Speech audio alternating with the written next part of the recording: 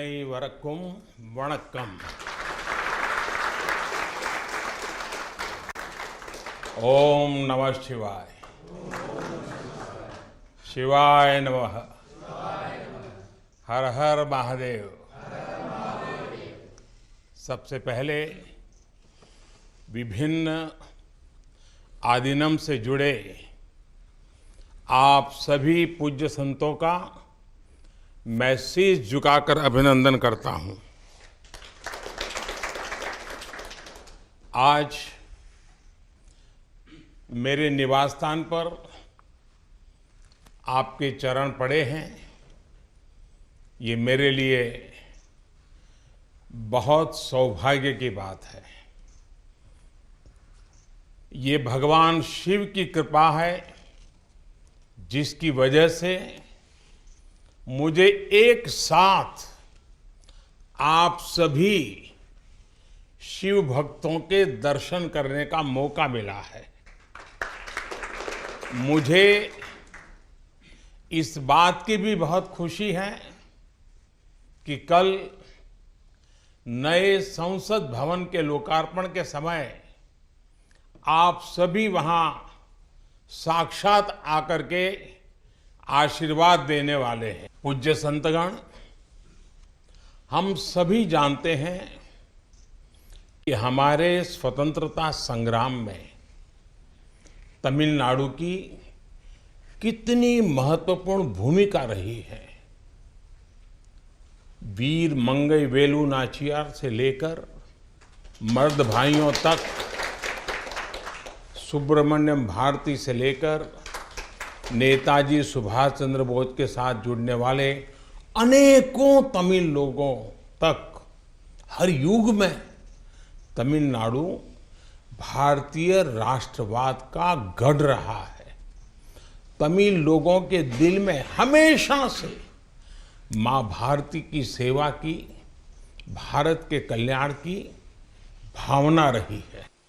बावजूद इसके ये बहुत दुर्भाग्यपूर्ण है कि भारत की आजादी में तमिल लोगों के योगदान को वो महत्व नहीं दिया गया जो दिया जाना चाहिए था.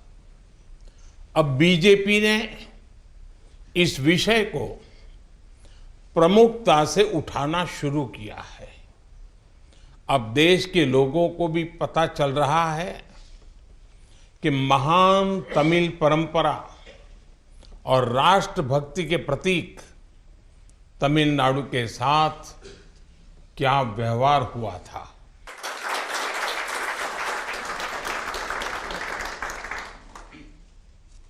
जब आजादी का समय आया तब सत्ता के हस्तांतरण के प्रतीक को लेकर प्रश्न उठा था. इसके लिए हमारे देश में अलग अलग परंपराएं रही हैं, अलग अलग रीति रिवाज भी रहे हैं, लेकिन उस समय राजाजी और आदिनम के मार्गदर्शन में हमें अपनी प्राचीन तमिल संस्कृति से एक पुण्य मार्ग मिला था.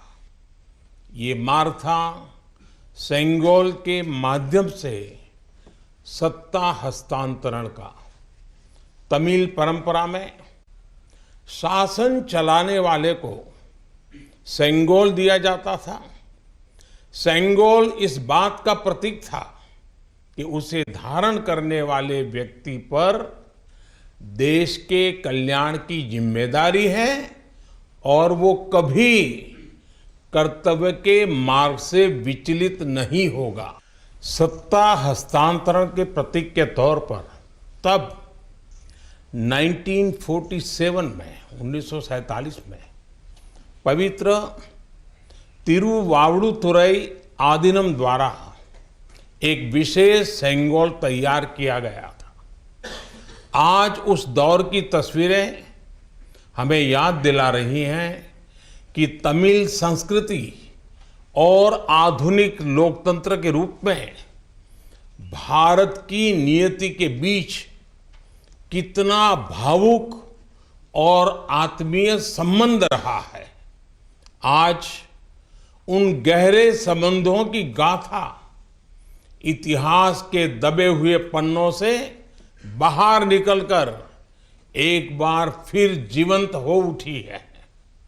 इससे उस समय की घटनाओं को समझने का सही दृष्टिकोण भी मिलता है और इसके साथ ही हमें ये भी पता चलता है कि सत्ता के हस्तांतरण के इस सबसे बड़े प्रतीक के साथ क्या किया गया।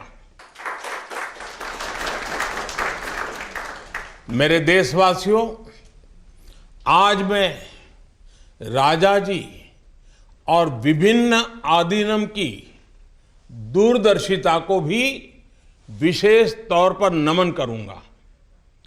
आदीनम के एक सेंगोल ने भारत को सैकड़ों वर्षों की गुलामी के हर प्रतीक से मुक्ति दिलाने की शुरुआत कर दी थी।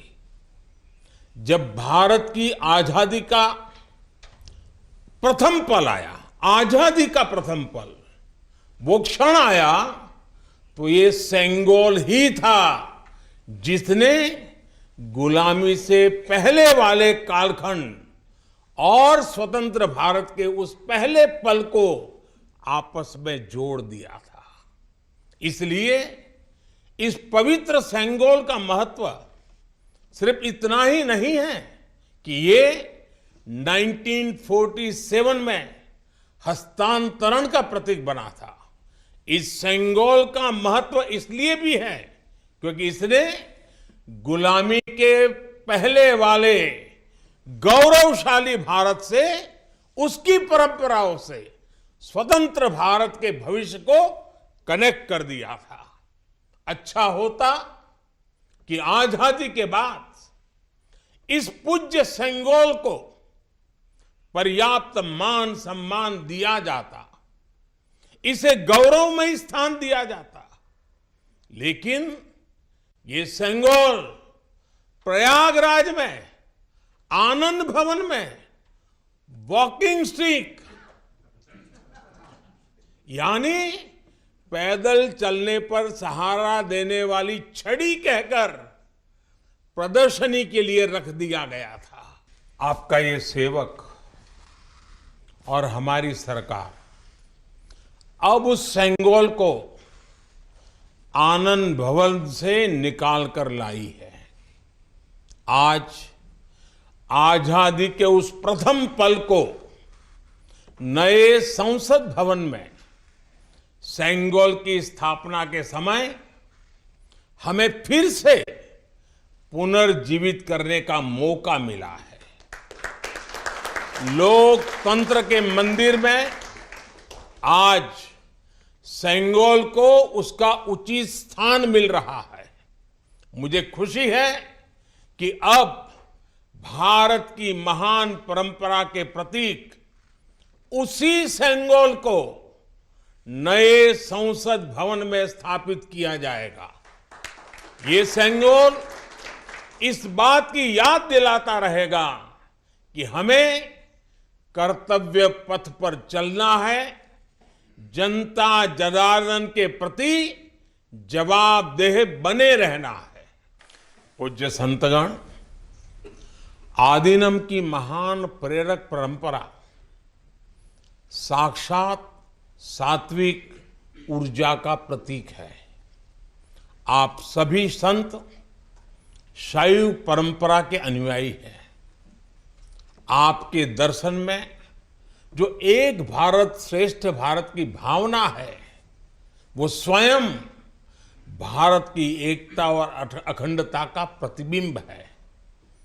आपके कई आदीनम के नामों में ही इसकी झलक मिल जाती है। आपके कुछ आदीनम के नाम में कैलाश का उल्लेख है। ये पवित्र पर्वत तमिलनाडु से बहुत दूर हिमालय में है, फिर भी ये आपके हृदय के करीब है। शैव सिद्धांत के प्रसिद्ध संतों में से एक तिरुमूलर के बारे में कहा जाता है कि वो कैलाश पर्वत से शिव भक्ति का प्रसार करने के लिए तमिलनाडु आए थे। आज भी उनकी रचना तिरुमंदिरम के श्लोकों का पाठ भगवान शिव की स्मृति में किया जाता है। अपर, समंदर, सुंदरर और माणिका वासगर जैसे कई महान संतों ने उज्जैन, केदारनाथ और गौरीकुंड का उल्लेख किया है। जनता जनार्दन के आशीर्वाद से